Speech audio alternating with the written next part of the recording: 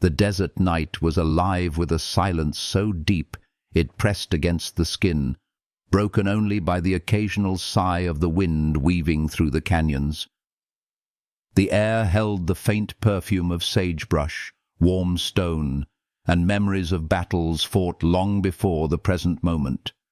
Out there, beneath a sky overflowing with stars that glittered like promises, a lone rider pushed forward, his silhouette etched in silver moonlight.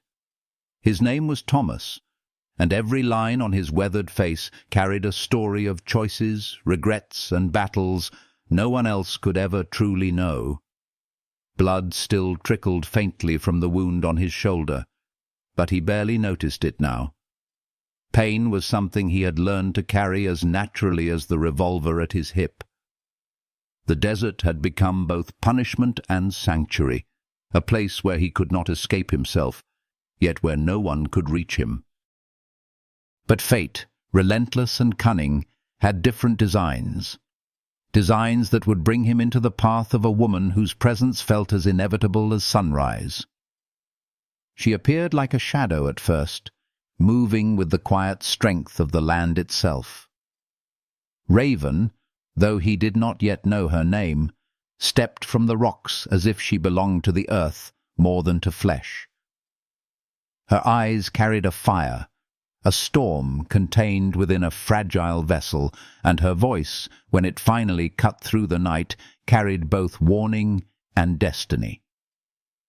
What began with a startled cry, mistaking a coiled rope for a rattlesnake, was not simply chance. It was the beginning of a story written long before either of them understood their roles within it. The danger that surrounded them only sharpened the edges of this encounter: bullets, betrayal, and the kind of fear that strips life down to its purest instinct: survive or fall. And yet, even as the echoes of gunfire reverberated against the canyon walls, something unspoken lingered between them, fragile but undeniable, like the first warmth of dawn touching a frozen land. Thomas had spent years running from himself, from whiskey, from ghosts of soldiers who had once called him brother. Raven carried her own exile, wounds etched not only into her skin, but deeper into her soul, where rejection and loneliness left scars invisible to the eye. In that moment, two strangers crouched side by side behind red stone, breathing in dust and fear. They recognized something rare, something healing, not trust, not yet, but the faint outline of understanding. As Thomas raised his revolver to answer the next shot, fired, and Raven's knife flashed like a sliver of moonlight, their separate burdens merged into one battle. It was the first thread of a bond woven in fire and blood, a bond neither of them had expected but both desperately needed. The desert, so cruel to the weak, had offered them a test, and they passed not by victory, but by survival. As they retreated higher into the rocks, the canyon yawning behind them, the air carried not just the smell of gunpowder, but the echo of something else. An unseen promise. There was more to come, and both of them felt it in their bones. The stars overhead bore witness as they fled together into the uncertain night, their hearts carrying secrets too heavy to speak aloud. Secrets that, in time, would draw them closer than either dared to imagine. And so the tale began, not with the softness of love at first sight, but with the fire of danger and the trembling spark of possibility. For love does not always bloom in gardens. Sometimes it rises from deserts, from wounds, from storms that nearly destroy us. In that wild land of heat and shadows, two souls scarred by betrayal and loss had brushed against each other, and neither would ever walk alone again. If, as you listen, you feel the pull of their story, let your heart rest here for a while, Breathe in the healing rhythm of words that soothe as much as they stir. And if this moment of shared journey touches your spirit, I invite you gently, leave a like, share a thought in the comments, or subscribe to keep walking with us through every chapter of love and redemption yet to unfold. For every whisper of support is a flame that keeps this story alive, guiding it deeper into the places where healing and romance entwine. The night carried them forward, the canyon giving way to open desert. The trail was long, the future uncertain, but together they had taken the first step, and from that step every other would follow. The desert at dawn breathed with a softer rhythm, as if the earth itself wished to ease the wounds carved into the night. Pale light spilled over the ridges, turning the cruel stones gold, and the world seemed to pause long enough for Thomas and Raven to breathe in unison. They had made it through the storm of bullets, through the shadows of death, and now the silence felt less like emptiness and more like a fragile gift.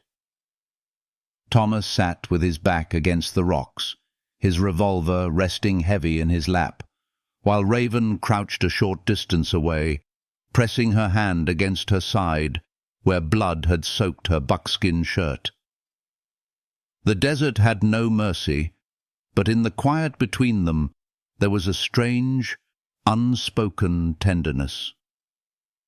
He watched her carefully, his eyes lingering not on the weapon in her hand, nor the distrust etched into her posture, but on the subtle tremble of her breath, the way she fought to keep upright despite the wound that burned her body. It stirred something deep in him, something that felt almost forgotten. Once, long ago, he had guided men through impossible terrain, kept them alive with nothing but grit and stubbornness. Once, he had cared enough to fight for someone other than himself. Looking at Raven, he felt that part of himself breathe again. "Let me help," he said quietly, pulling a clean bandana from his pocket. She stiffened, her gaze sharp, fierce, but behind her fire there was exhaustion, pain she could not hide.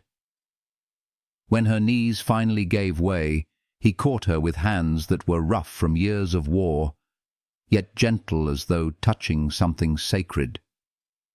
He pressed the cloth against her wound, his voice calm, steady, each word carrying not only reassurance, but something healing.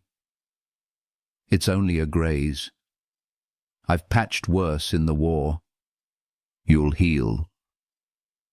And for the first time since the gunfire began, her eyes softened, just slightly, as though she allowed herself to believe him. In those stolen moments of tending to each other's wounds, trust began to weave itself quietly. He cleaned and bound her side with care that betrayed his hardened exterior. She, in turn, touched the bandage on his shoulder, her fingers unexpectedly tender as they brushed his skin. Neither spoke of gratitude nor of fear, but the silence itself became a language. In that silence, Thomas felt the weight of years of running lighten, just enough for him to stand straighter, breathe deeper.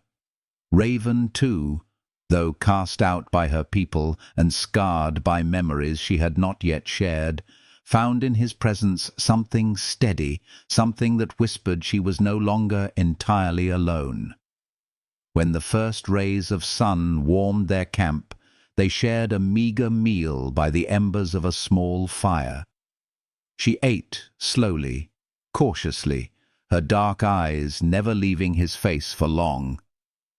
He noticed the way she clutched a small pouch at her side, the way her fingers lingered on it as though it carried more than survival, perhaps memory, perhaps destiny. He did not ask. He knew too well the weight of secrets. The desert taught a man that some truths had to be carried quietly until the world was ready to hear them. But even in their guarded silence, something shifted. He told her his name, Thomas Morgan, and she, after a pause, heavy with unspoken history, answered simply, Raven. The word itself felt like flight, like shadows stretching over the sky, and it clung to him long after she spoke it. A name not meant to be caged. He repeated it softly, as if to fix it into his soul. She watched him with suspicion, but beneath it there flickered a curiosity, almost a fragile spark of warmth. The hours that followed were long, their path rough with stone and thorn, yet the journey together began to feel strangely lighter than the solitude they had known before. When she faltered from her wound, he steadied her without hesitation. When he stumbled, wearied by the blood loss from his shoulder, she wordlessly offered her strength in return. Step by step, mile by mile, they began to share more than silence.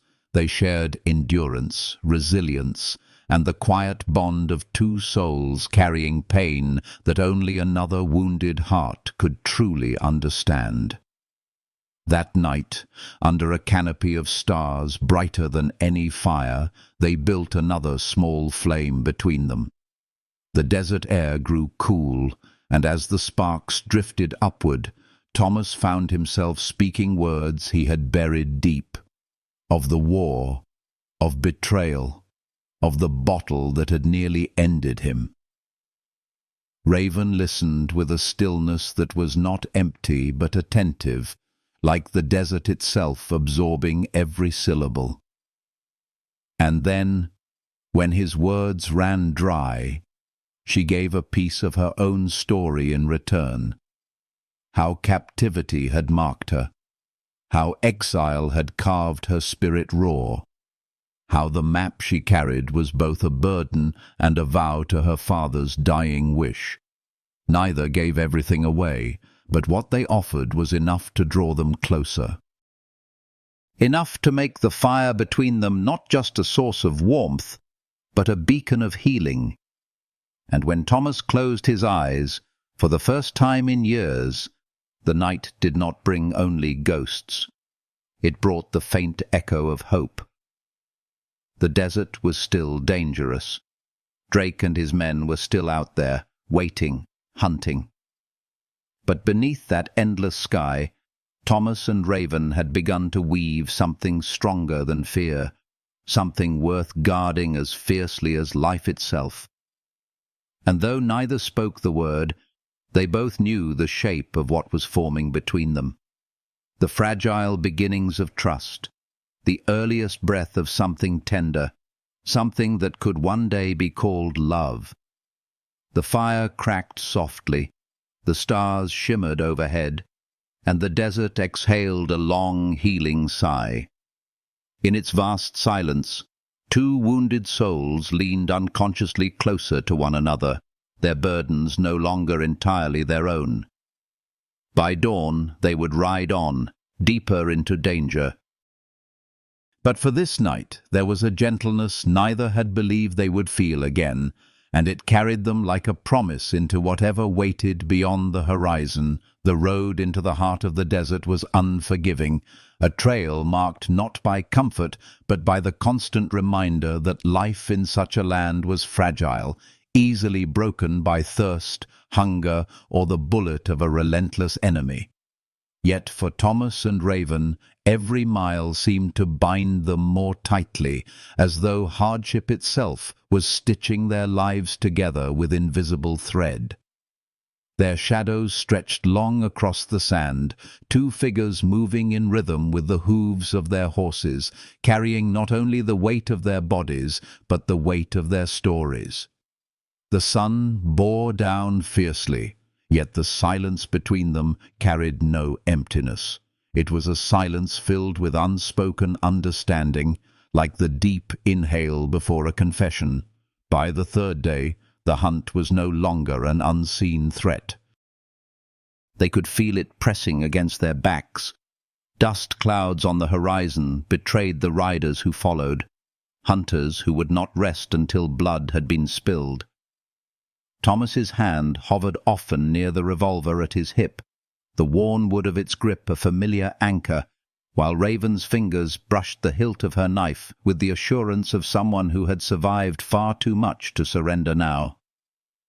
Danger was not a stranger to them. It was the constant shadow. And yet, amid that shadow, something softer grew, something even danger could not entirely consume. When the heat of midday became unbearable, they found shelter beneath a rocky overhang. There, Thomas checked the bandages on Raven's wound, his hands steady, but his heart quietly aching at the sight of her pain. Her eyes closed as he pressed a cool cloth against her skin, and for a moment she allowed herself to lean into his touch, the hardness of survival melting just enough for tenderness to slip through. "You should rest," he murmured, but she shook her head, opening her eyes with the fierce light that had struck him from the moment they met. "Rest comes when the journey is done." He did not argue, for he understood. He, too, had lived with the weight of unfinished battles pressing down on him like the desert heat. That night the world shifted again. As they camped on the edge of a dry creek bed, the distant glow of fire on the horizon warned them that Drake's men were closer than ever. Thomas could hear their voices echoing faintly through the canyon walls, laughter sharp as broken glass. Yet within their small circle of firelight there was still space for gentleness. Raven sat across from him, her dark hair spilling loose over her shoulders, her gaze fixed on the flames. The light painted her face in copper and gold, and Thomas found himself caught in the quiet beauty of her presence, the way her silence carried more weight than most men's speeches. She spoke then, her voice low, as though the desert itself needed to lean closer to hear. She told him of her father, of the dying words that had placed the map in her care, of the shame her people had laid upon her when she returned from captivity. Each word was heavy, a fragment of a broken life, but her tone carried no self-pity, only resilience, the kind born of surviving storms too fierce to name. Thomas listened without interruption, the firelight reflecting in his eyes. When she finished, he did not speak at once. Instead, he leaned forward, placing another log on the fire, the sparks spiraling upward like small prayers. "You are stronger than they ever knew," he said finally, his voice steady, carrying not pity, but truth. "Cast out or not, you carry more honor than any man chasing us tonight." For a long moment, she said nothing, only studied him with eyes sharp enough to cut stone. And then, with a softness rare as rain in the desert, she smiled, a fleeting curve of lips that carried warmth deeper than words. It was not surrender, not yet trust, but it was an opening, a door quietly unlatched. Thomas felt it strike something inside him, something that had long been buried beneath regret and whiskey, and in that moment he swore silently to protect her, not for the map, not even for the honor of her father, but simply because her survival mattered to him in a way he could not yet explain. Sleep came fitfully that night, each of them waking at the slightest rustle of movement, the desert never fully at rest. But in those hours of watchfulness, when one kept guard while the other slept, they found themselves connected in an unspoken rhythm of care. Thomas would rise silently, pacing the edges of their camp with his revolver in hand, glancing back often to see Raven's figure wrapped in her blanket, her breathing soft but labored. When she woke to take her turn, he would not admit how deeply he slept, trusting her watchfulness in a way he had trusted no one for years. As dawn broke, The horizon glowing with fragile light, Thomas felt the familiar knot of tension in his chest tighten. The trail ahead would lead them not only toward redemption, the town where he hoped to find refuge, but into the jaws of betrayal waiting there. He did not yet know the sheriff's face had changed, that greed had poisoned old bonds. He did not yet know the test awaiting them. But he sensed, in the ache of his bones and the tightening of his grip on the reins, that the road forward was not merely about survival. It was about the fragile, fierce spark growing between himself and Raven, a spark that might one day heal wounds neither of them dared name aloud. The desert wind rose, carrying the scent of dust and mesquite, and as their horses moved forward side by side, Thomas felt the silence between them stretch not with distance, but with closeness. He glanced at Raven, her profile carved against the morning sun, and in her steady gaze forward, he saw something he had not known for years: hope.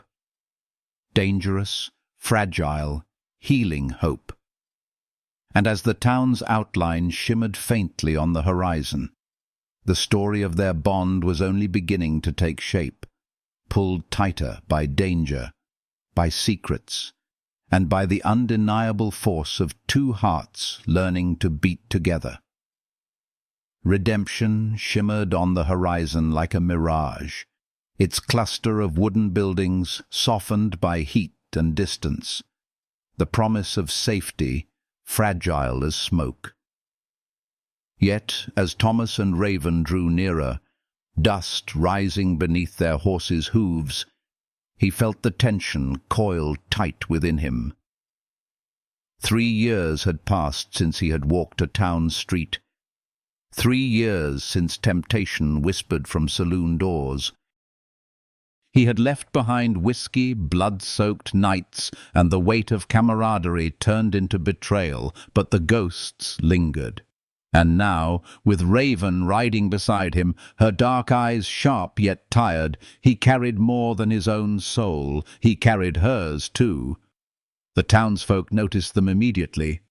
Faces turned, eyes narrowed, whispers sparked like dry brush catching flame.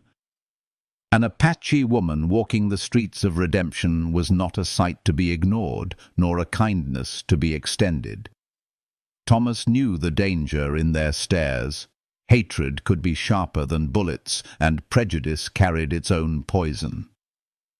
He rode close to Raven, his hand brushing hers lightly as though to anchor her, a subtle gesture that told her without words, "You are not alone." She did not flinch, though her back straightened, her chin lifted with quiet defiance. The desert had carved her strength, but his presence, steady and near, offered her a healing she had not expected, to be seen not as an exile, but as someone worth guarding.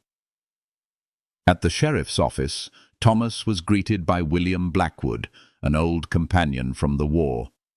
At first, there was recognition, even warmth in Blackwood's voice, yet beneath his smile lingered something Thomas could not quite name. As they shook hands, Thomas felt the hollowness in the man's grip, as though the years had taken not only strength, but honor. Raven's presence caught Blackwood's eye, and the weight of his gaze unsettled Thomas more than the barrel of a gun. A hunger lingered there, not admiration, but calculation. Thomas said nothing, though his instincts stirred uneasily. They left with Blackwood's promise of safety, but as the evening deepened, unease settled heavy. In the dim alley behind the saloon, Thomas overheard whispers that confirmed his fear. Blackwood had turned, his loyalty twisted by greed, his hand now joined with Drake's. The map Raven carried was the prize, but their lives were the cost. When Thomas returned to her at the small inn where they had taken a room, he carried not only the knowledge of betrayal, but the fierce determination to protect her from it. Inside the room, the air was thick with quiet. Raven sat near the window, the fading light touching her features, turning her hair into a halo of fire. She did not ask what he had learned, yet her eyes searched his face, and in the silence between them he felt compelled to share more than the weight of danger. He told her how the bottle had nearly destroyed him, how he had walked away from every bond of friendship, from every town, from every chance of belonging. His voice faltered, but her gaze did not waver. She listened as though each word mattered, as though the fractured pieces of his soul could be gathered and held without judgment. When he finished, she spoke softly, her words carrying the rhythm of healing. She told him how her tribe had cast her out, how the weight of shame pressed harder than any wound, and how the only anchor she had left was the memory of her father's last command. Her hand pressed lightly to the pouch at her side, where the map rested like a heartbeat. "I protect it," she whispered, "not for myself, for land, for honor, for what should not be lost." The room filled with something unspoken then, a current stronger than words. Thomas reached out, not to claim her, but to let his hand rest near hers, a gesture of solidarity more powerful than any oath. Their fingers brushed, brief, hesitant, yet filled with a tenderness that soothed more deeply than sleep. Raven's lips curved into the faintest smile, rare and fleeting, but it carried with it the promise of warmth in a world that had given her only exile. That night, when the sound of boots thundered up the inn stairs and voices barked outside their door, they did not hesitate. Side by side, they fled into the shadows, bullets splintering the wood behind them. The night swallowed them whole, and in the chaos, Thomas felt her hand grasp his arm tightly. For all the fire and danger around them, the touch was steadying, healing, two souls refusing to let go, even when the world demanded it. As their horses carried them once more into the desert, leaving redemption behind, Thomas knew their path would only grow harder. Enemies pressed from every side, betrayal had marked them, and the weight of Raven's secret drew danger closer with every breath. Yet, as the wind tore at his face and the night opened wide before them, he also knew this: for the first time in years, he was not running from the past. He was running toward something, toward a bond born of danger but nourished by tenderness, toward a love still unspoken but already alive. The desert stretched before them, dark and infinite, carrying both the threat of death and the possibility of a healing greater than either had dared to dream. And as the horizon welcomed the first light of dawn, their journey pressed forward, bound not by fear, but by the quiet, steady rhythm of two hearts learning the language of each other's survival. The night swallowed them whole as they thundered away from redemption, the hooves of their horses striking sparks from the hard desert ground, the echoes of gunfire chasing them until it dissolved into the endless horizon. The world around them was painted in shades of silver and shadow, the stars scattering their cold brilliance across the vault of sky. Raven leaned low against her horse, her wound reopened by the frantic ride, her breath uneven. Thomas rode close, his eyes fixed not on the enemies behind them, but on the fragile curve of her silhouette ahead.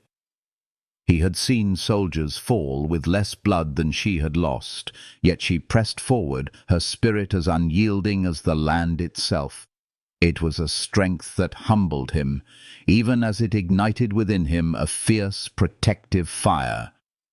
When at last they slowed near the jagged outcroppings of stone, Thomas dismounted quickly, moving to her side. She swayed in the saddle, her skin pale beneath the desert moon, and without hesitation he lifted her gently, carrying her weight as though it mattered more than his own survival. The ground beneath their boots was rough, the rocks cutting into his legs, but he felt none of it. His only thought was to shield her, to bring her to safety in a world where safety had become a rare, almost mythical gift. They found a shallow cave, its walls cool with night air, and there he laid her down carefully, his hands trembling not with fear, but with the overwhelming tenderness of a man who had forgotten how to care until this moment. He pressed his ear close to her chest, listening to the faint but steady rhythm of her heart. Relief washed through him like water on parched earth. He cleaned her wound once more, his touch steady, though his soul ached with every wince she tried to hide. He whispered encouragements, not loud enough for the desert to steal, only soft enough for her to hear, words carrying healing not just for her body, but for the weight she carried inside. Her eyes fluttered open as he worked, dark pools of defiance softened by pain. She studied him in silence, her gaze unguarded in a way it had never been before. "Why help me?" she finally breathed, the words weak, yet carrying the sharpness of a blade. Thomas looked down, his jaw tightening as the truth rose within him, too heavy to keep buried. "Because I cannot walk away," he said simply. "Because your life is more than this fight, more than their greed. Because I need you to live." The air thickened between them, and for a heartbeat the danger outside ceased to exist.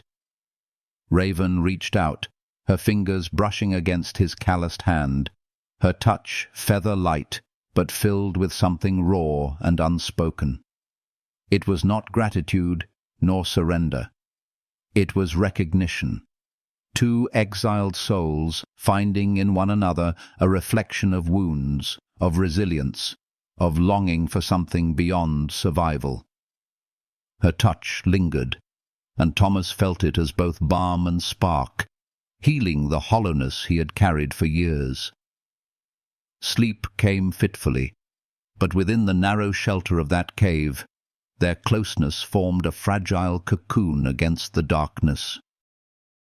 He kept watch with his revolver in hand, but often his gaze returned to her face, the lines softened by rest, the tension eased. It stirred within him a tenderness so profound it frightened him more than any bullet. He realized then that danger had bound them together, but something deeper was beginning to hold them close, something neither of them had chosen, yet both had silently embraced. When dawn spilled its pale light into the cave, Raven stirred, her strength faint but returning. Thomas offered her water, steadying her as she drank, his hand firm against her back. "We cannot stay here," she whispered, and he nodded. He knew Drake's pursuit was relentless, knew betrayal in redemption had sealed their fate. Yet he also knew they no longer walked the path alone. Together they carried more than a map, more than secrets. They carried the fragile beginnings of love, unspoken yet undeniable. They mounted again, the desert stretching endless before them. The land was merciless, but in the rhythm of hooves and the steady presence at their side, both found a kind of healing that had nothing to do with bandages or words. Theirs was a bond carved from fire, from pain, from the refusal to surrender to loneliness. And as the sun rose higher, casting its light upon two riders pressed forward into uncertainty, Thomas glanced at Raven and found her eyes on him. She did not smile, but in her gaze he read something that steadied his soul more than any promise could. Trust.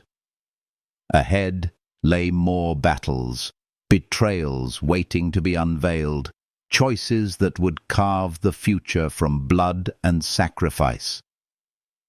But as they rode side by side, the silence between them carried warmth, carrying the weight of something tender, something enduring.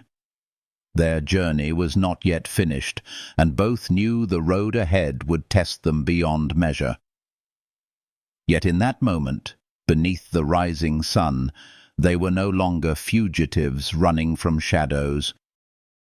They were two souls moving towards something greater, something fierce and healing, a love that had been born in the fire of danger and that would carry them through whatever storms lay beyond the horizon. The horizon bled with copper light as the sun dragged itself over the desert's jagged spine, and with it came the weight of a day Thomas knew would test every breath he took. They had ridden through the night, their horses exhausted, the world around them raw with silence, broken only by the rhythm of hooves and Raven's occasional gasp of pain. Yet she never asked to stop. Her will was iron-wrapped in fragile flesh, and the sheer defiance of her spirit filled him with something more powerful than admiration. It was devotion, fierce and steady, the kind that made a man vow silently to stand until the very end. When her strength finally faltered, Thomas guided her horse toward a hidden ranch nestled at the base of the hills, a place whispered about by men he once fought beside. Ethan Harrison lived there, a former surgeon turned rancher, a man whose hands had stitched life into soldiers when hope seemed lost.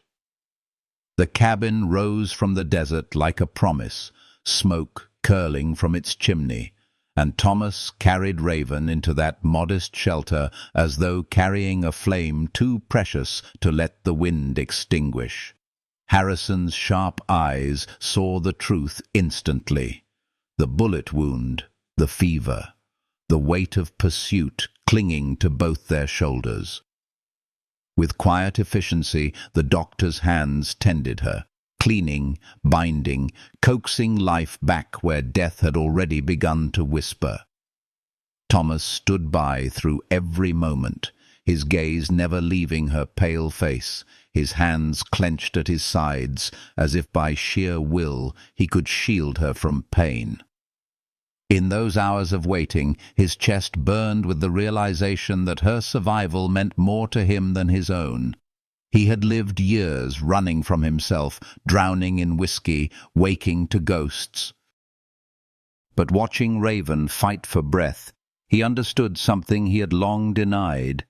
He wanted to stay, to build, to love. Her existence had carved a wound in him, but it was not one of suffering. It was one of healing, of remembering that his soul was still capable of warmth. The days that followed were filled with preparation.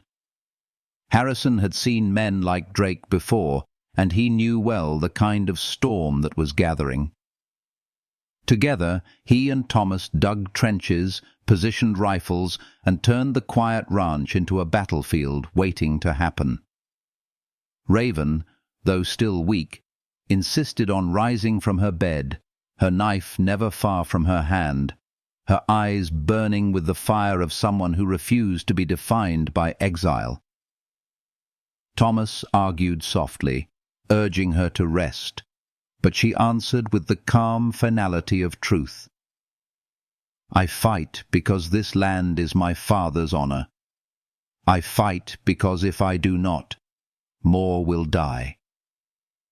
Her words, spoken in a voice both fragile and resolute, tightened the knot in his chest.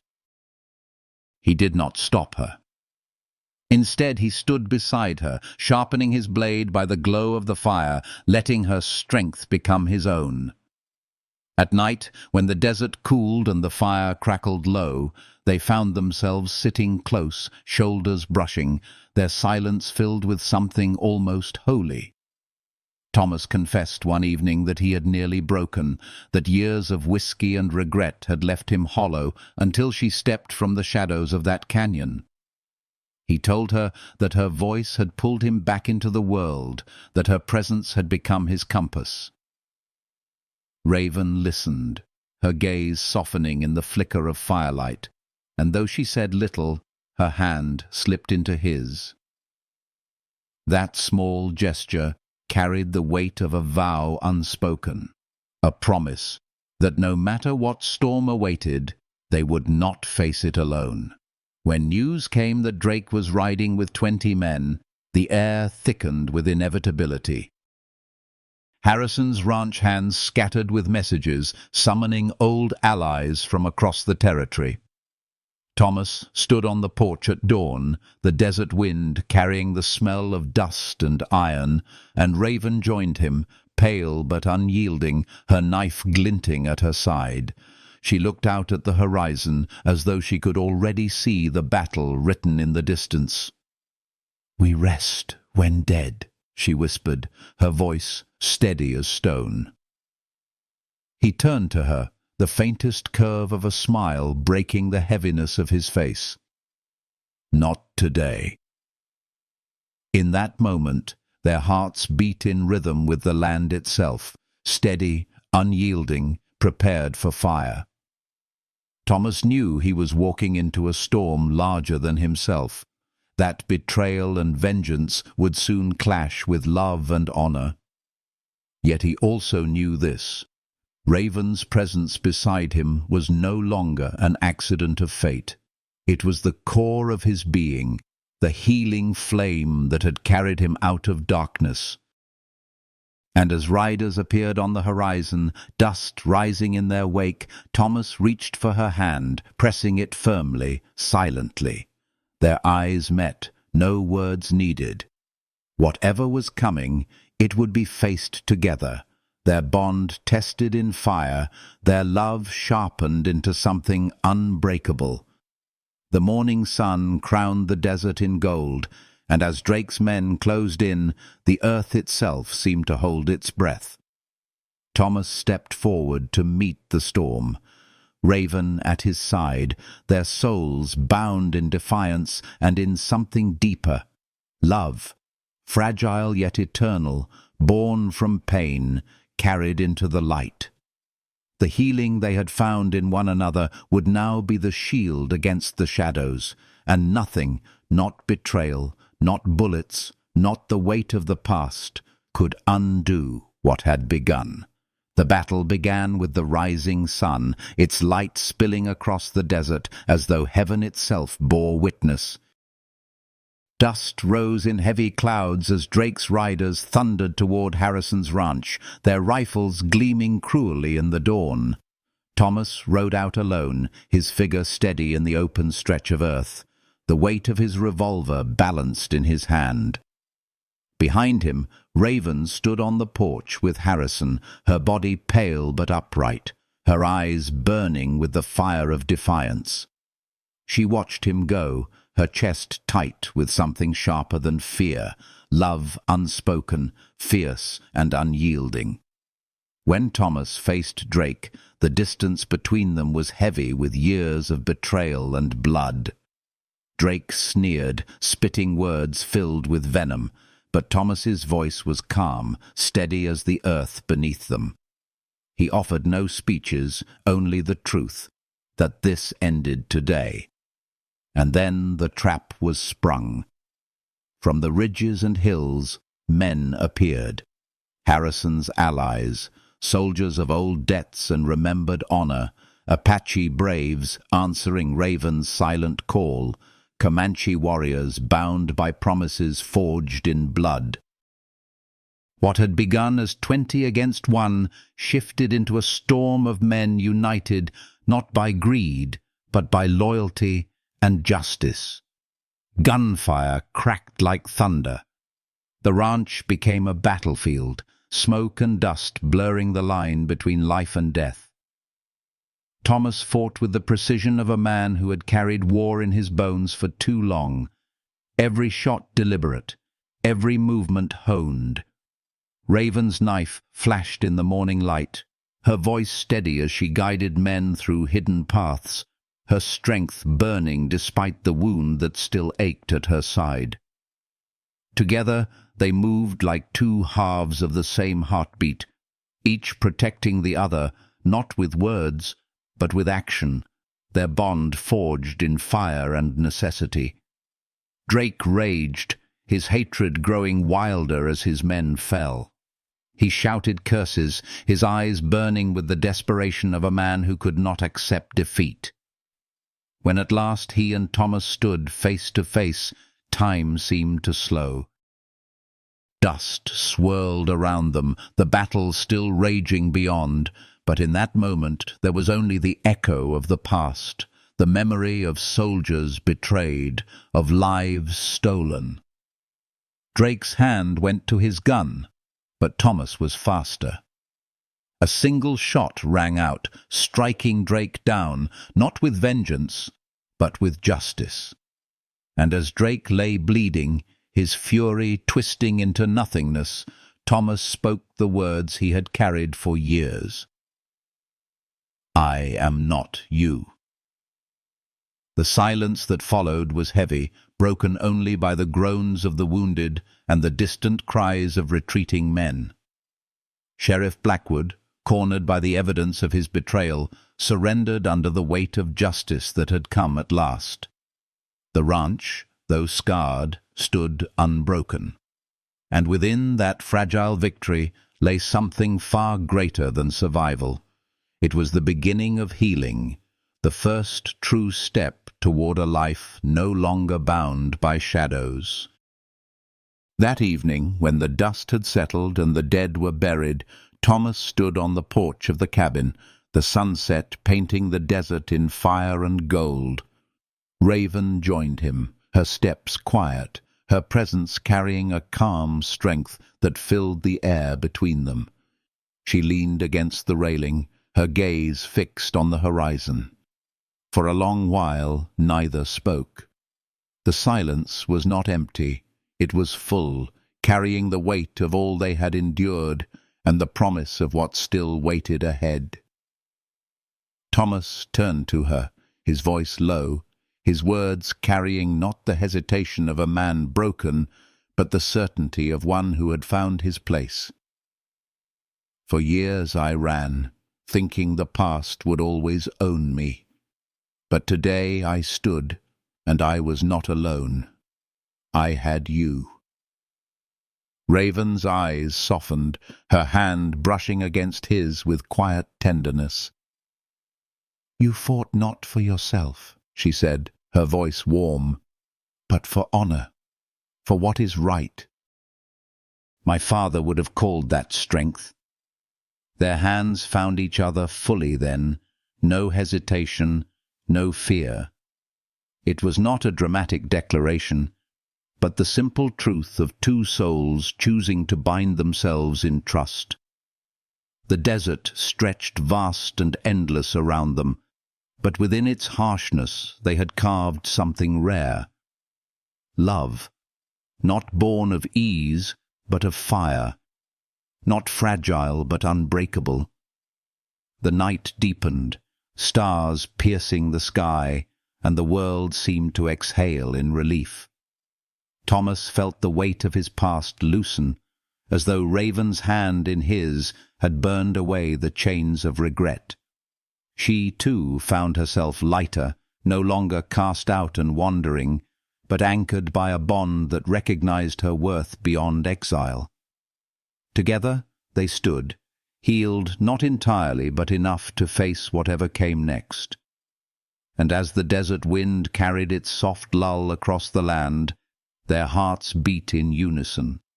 The quiet rhythm of a love forged in fire, tempered by pain, and sealed beneath the endless sky. Tomorrow would bring new trials, but tonight they belonged to each other, whole and unbroken. Their journey no longer one of fugitives, but of lovers, bound by the healing power of trust. The days that followed the battle unfolded with a stillness Thomas had not felt in years. The ranch was quiet except for the creak of wood in the wind and the gentle lowing of cattle in the distant fields. Where gunfire once split the air, now there was only the sound of hammers repairing fences and voices speaking softly of the future. The weapons hidden in the silver mine were sealed away, scattered among Apache bands who vowed to protect rather than exploit them, and Raven herself had burned the map after committing its secrets to memory. In that act, she released the weight of her father's dying command, carrying not the parchment but the honor it symbolized. Thomas watched her as the flames devoured the last of the markings, her face calm, her spirit unshaken. It was a moment of healing, not only for her people, but for the two of them, who had carried too many burdens carved by the past. The cabin became more than shelter. For Thomas, it was the first home he had known since before the war had stripped him of innocence, and for Raven, it was a place where exile no longer defined her steps. Mornings began with the smell of wood smoke and the rising sun spilling over the desert, casting the porch in light as they shared coffee in silence that spoke more than words ever could. Sometimes Thomas would find Raven standing alone, her gaze stretched across the horizon, her presence so deeply woven into the land it was as though she belonged to it more than the earth itself. In those moments he would stand beside her, no words spoken, only the quiet certainty that whatever storms rose again, they would face them as one. At night, the fire between them burned not just for warmth, but for connection. They shared stories that once had been too painful to speak, the shadows of captivity, the weight of betrayal, the ache of regret, and in speaking them aloud, they found release. Each confession, each memory, became less of a wound and more of a scar, no longer raw, but part of the tapestry of who they were. Healing, Thomas realized, was not about erasing the past, but about finding someone who could see it, touch it, and love you still. And Raven, with her fierce eyes and quiet strength, had become that for him. He, in turn, became her anchor, the place where her wandering spirit finally found rest without chains. Seasons shifted across the desert.